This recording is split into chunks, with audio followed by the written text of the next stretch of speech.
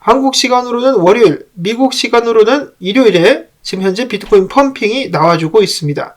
자, 근데 여러분들도 많이 들어보셨다시피 미국 기준으로 주말 동안의 펌핑은 믿을 것이 못 된다. 주말이 끝나고 나면은 상승했었던 부분 다 토해내면서 결국 하락한다. 이렇게 많은 사람들이 이야기를 하곤 했었고, 실제로 주말 펌핑 이후에 비트코인이 평일 시작과 함께 크게 하락했었던 일들이 종종 있었습니다.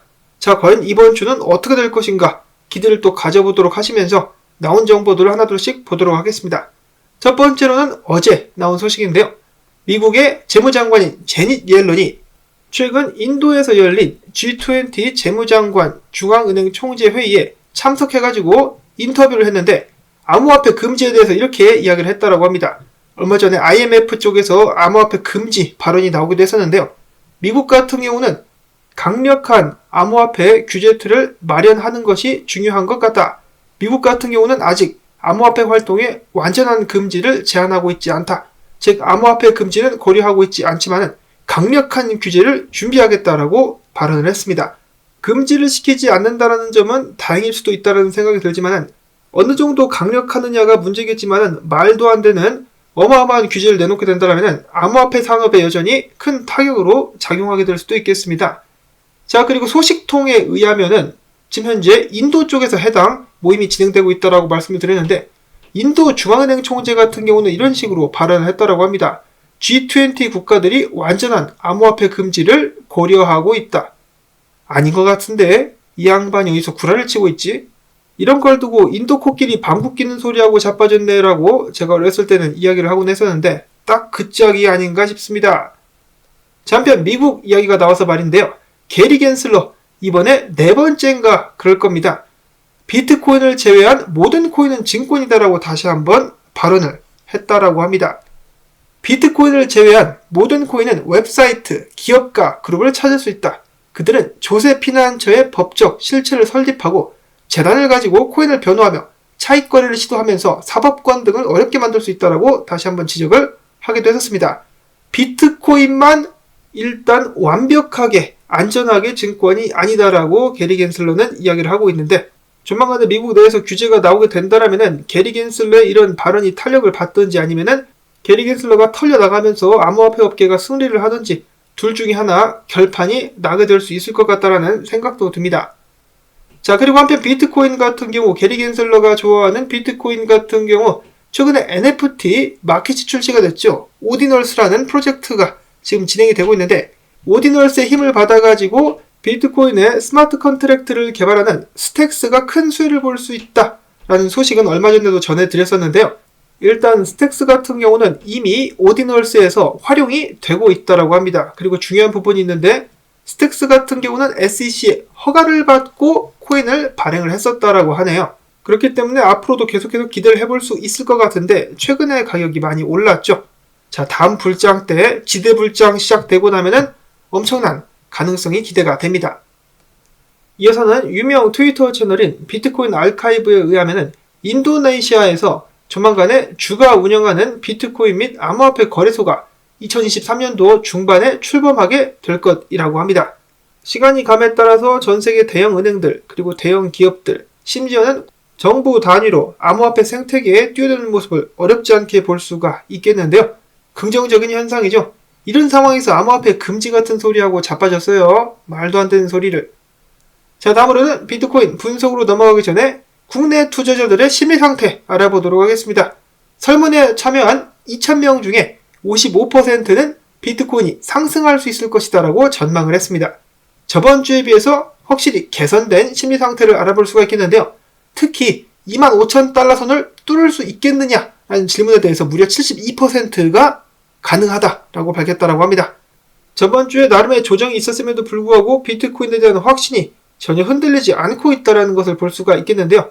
정말 중요한 저항이자 그 자리에 중요 2편까지 지나고 있기 때문에 25,000달러만 뚫고 안착하게 된다면 30,000달러까지는 어렵지 않게 무난하게 상승할 수 있을 것으로 모두가 짐작을 하고 있는 가운데 이번 상승 아직 끝나지 않았다. 많은 사람들이 추가적인 하락을 예상하고 있는 가운데서도 2019년이 반복되게 되면서 이런 식으로 다시 한번 큰 폭의 상승 기대해 볼 수 있다라고 많은 사람들이 기대를 하고 있습니다. 자, 근데 그때와는 지금 다른 점이 뭐가 있습니까? 비트코인의 허리춤을 단단히 쥐고 있는 녀석이 있는데 그 녀석의 이름은 바로 S&P 500 및 미국 증시 그리고 달러라고 볼 수가 있겠습니다. 자, 2002년도와 2023년도 미국 증시 굉장히 비슷하다. S&P 500 같은 경우 이런 식으로 흐를 수 있다. 무섭다라고 이야기가 되고 있다라는 것인데요. S&P 500 크게 떨어지는 가운데 비트코인만 상승할 수 있습니까? 좀 어렵지 않을까 싶습니다. 그래서 비트코인이 상승하기 위해서는 S&P 500이 하락하는 것이 아니라 반대로 저항을 뚫고 올라가 줘야만 됩니다. LG 분석가는 자신의 의견을 이야기하기를 S&P 500 같은 경우 지금 간당간당 지지선에 매달려 있는데 만약에 이게 뚫리면 골로 가는 것이고 지금부터 반등하면 다시 한번 4,100달러 선을 테스트하러 올라가게 될 수도 있겠다라고 이야기를 했습니다. 다시 한번 큰 방향성이 나올 수가 있는 한 주가 된다라는 것이겠죠. 비트코인 같은 경우 지금 잘 상승하고 있는데 만약에 지금 올라가고 있는 것이 가짜 상승이다. 그러면 어제 나왔었던 분석이 있었죠. 여기 이 자리까지 24,000달러 선까지 올라갔다가 얻어 터지면서 다시 떨어지게 될 수도 있다.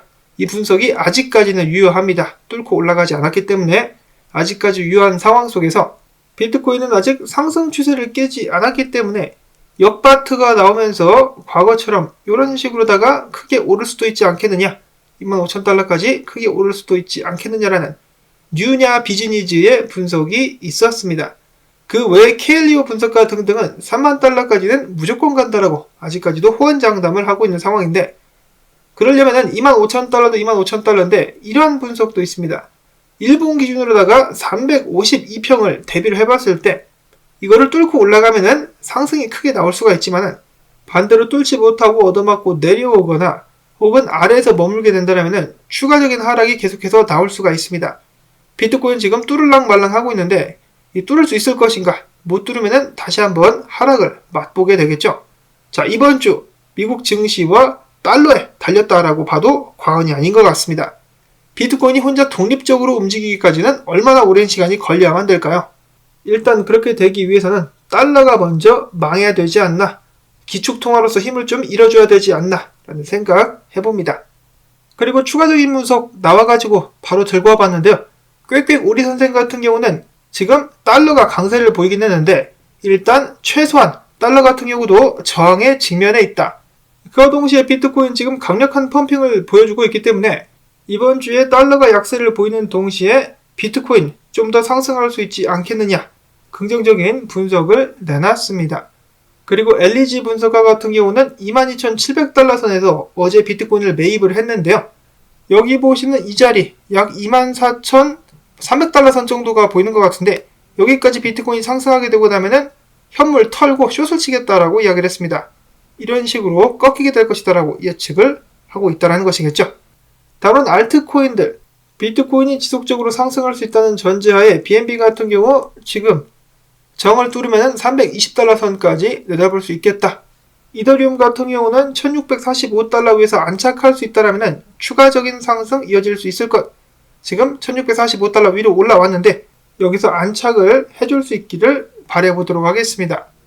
이에서는 화제가 되고 있는 옵티미즘 같은 경우 최근에 하락에 의해서 역 헤드앤숄더가 그려지고 있다고 하니까 다시 한번 또 기대를 해볼 수도 있겠습니다. 마지막으로는 비트코인 매거진이 전해주는 비트코인 짤입니다.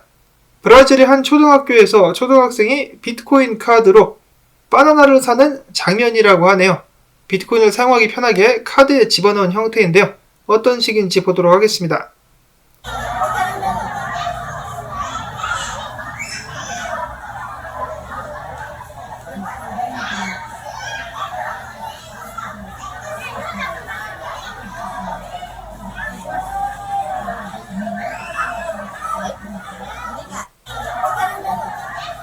자, 굉장히 빠르게 계산이 되는 장면 보셨습니다. 라이트닝 네트워크를 통한 비트코인의 실질적인 활용이 개발도상 국가들, 아프리카를 포함한 여러 나라들에서 계속해서 그 활용도가 늘어나고 있다라는 점을 다시 한번 여러분들께 전해드리고 비트코인의 채택은 막을 수가 없는 것이다. 항상 기억하실 수 있기를 바라면서 저는 오늘 영상 여기서 마무리를 짓도록 하겠습니다. 조금이나마 도움되셨다면 토마토밭 힘내라라는 의미에서 광고 한 편만이라도 마지막까지 봐주기, 시청료주기 부탁을 꼭 드립니다. 자, 그러면 저는 다음에 새로운 소식 가지고 인사를 드리도록 하겠습니다. 안녕히 계십시오.